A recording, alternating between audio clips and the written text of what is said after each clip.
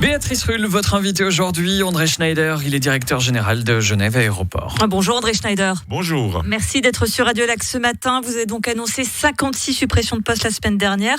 Pas de licenciement collectif, des postes supprimés que vous qualifiez de naturels, c'est-à-dire ce sont des pré-retraites, des personnes qui quittent l'aéroport. Mais la vraie question ce matin, c'est de se demander si ce n'est pas finalement la première annonce d'inévitable licenciement à Genève Aéroport. Je dirais, il faut reconnaître que la situation est très difficile à prévoir. Nous avons vu une reprise très importante ou très positive cet été en montant jusqu'à 35% des passagers de zéro en quelques semaines. Et là maintenant, on est retombé dû à toutes les règles de quarantaine et on ne sait pas vraiment comment ça va évoluer sur les mois à venir. Alors nous avons décidé de prendre un premier train de mesures avec ces 10% de réduction de masse salariale, 20% des coûts de dépenses de fonctionnement et aussi 71 millions dans les investissements, plus encore 199 millions pour les 2 années qui suivent, ce qui nous permet vraiment de faire un premier approche vers ce fait qu'on a beaucoup moins de passagers. 95% de nos revenus dépendent du nombre de passagers. Alors nous devons faire quelque chose pour réduire les coûts. Après, on a aussi clairement dit à notre personnel, mais aussi publiquement, que ça doit être surveillé et si la situation continue de s'empirer, il n'est pas totalement à exclure de devoir quand même passer par un licenciement collectif. La porte est donc ouverte à des licenciements collectifs. Vous l'avez dit, ces chiffres très impressionnants. Réduction de 20% des dépenses de fonctionnement, 270 millions de francs d'investissement supprimés pour les 4 années qui viennent. Ce sont des chiffres colossaux. Il y a du personnel de l'aéroport qui nous écoute ce matin. Quel est le message que vous souhaitez leur délivrer ? Comme on l'a fait jeudi passé quand on leur annonçait ça avant d'aller public avec tout ça, c'est que nous sommes engagés pour maintenir la pérennité de Genève Aéroport et autant protéger aussi les emplois parce que finalement nous sommes dans un domaine très spécifique, nous formons nos gens, nous avons besoin de la connaissance de nos gens et et que nous croyons quand même que nous allons arriver de maintenir cette pérennité. Vous l'avez dit, les chiffres sont assez vertigineux, baisse également de 23% du trafic par rapport à l'année prochaine. Actuellement, le trafic est 75% en dessous de ce qu'il y a un an.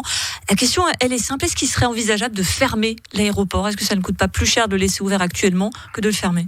Alors, quand on a très peu de passagers, oui, on peut se poser la question, comme on a eu en mars, mai, juin, avril, mai, juin, mais après, on était quand même très nécessaire pour l'arrivée des vols cargo, avec des équipements de protection individuelle, des masques et tout ça, d'autres biens, et aussi pour les rapatriements.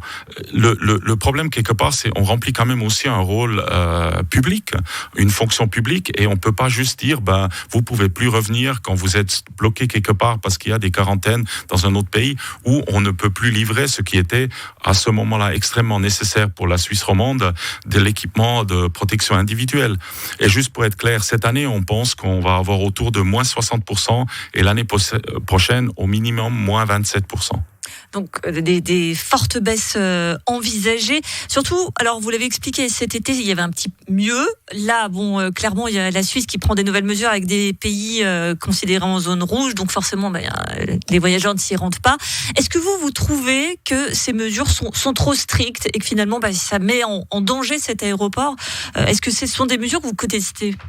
Alors d'abord, il faut quand même savoir que l'aéroport est quand même là pour la région, pour permettre pas seulement des voyages aussi de loisirs, mais aussi pour l'économie. Et quand on parle de pays ou cantons d'exportation, il y a aussi beaucoup de voyages qui vont avec. Et là, c'est clair que ça devient de plus en plus impacté.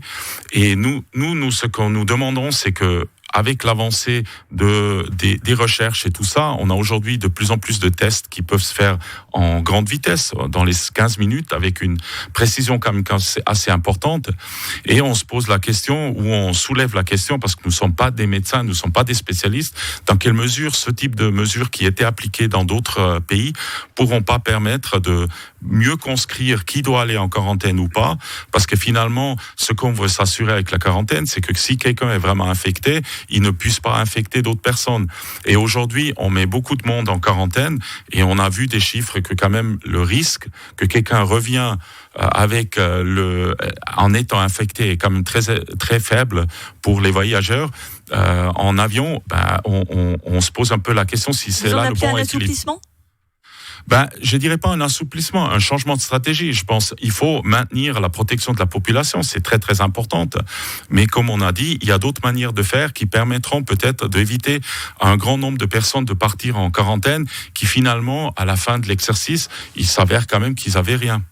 Un mot tout de même de donc Genève Aéroport, c'est un établissement public autonome et public qui dépend donc de l'État. On se doute bien qu'avec les chiffres dont on vient de parler, les rentrées d'argent sont limitées. Est-ce qu'il est envisagé une aide financière de l'État pour renflouer, voire peut-être même sauver Genève Aéroport ?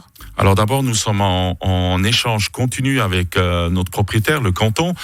Jusque-là, nous avons bien réussi à maintenir l'aéroport en route. Nous avons pu faire un emprunt obligataire avril passé pour 300 millions qui permet vraiment de nous assurer les liquidités. Mais c'est clair, si la situation s'empire encore beaucoup, notre propriétaire est aussi là pour nous aider. Un avenir donc relativement incertain pour l'aéroport de Genève, et son directeur général André Schneider était notre invité ce matin. Merci à vous et excellente journée. Merci.